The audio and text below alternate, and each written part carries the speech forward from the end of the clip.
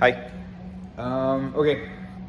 This one's quick. It's just a kind of a rundown of what I'm going to be doing to the pump. And fuel system. I've got the new fuel tank ready to go. Really cheap on eBay, stamped steel. I've got the old pickup. This held the stock fuel pump. I had to modify it a little bit. The connector to send power was broken, that went here. I'm gonna do a powered stud. So just a stud that's insulated so that it can't touch any of the metal. That'll send power into the tank.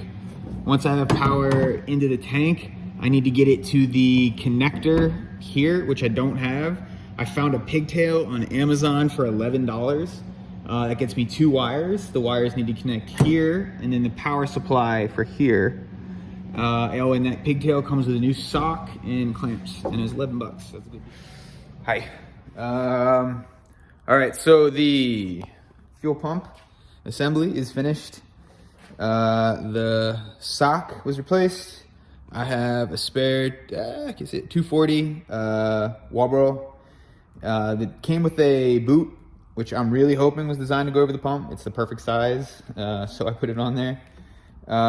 Just clamped it down with a normal worm gear, placed the hose, 2 new worm gears, and then I got the pigtail terminated to the ground, and then I had to get a little creative with the positive. Let's see. Hold on. I had to get a little creative with the positive. So it was, the old one was broken apart, so I picked up the radium set and was able to get it through pretty comfortably to the back end, and then I terminated it, and I'm gonna reuse the old boot.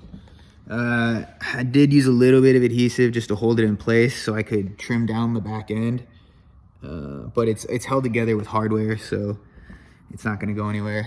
That's gonna go in the tank, and then yeah, it is finally going in the car. Cool. I always like this place. Well, I hate it. We'll work out of my hotel until we can find a more suitable place. Come on, girlie, pack up your stuff. Let's get out of this bird-infested armpit. Hello. All right, this is the tank before it goes in. I picked up these foam pads. They're adhesive. Just cut them to shape on all the parts that might touch. I don't really want to spend too much time fiddling with it, and they're cheap, so I just cut them anywhere that looks like there's a high spot.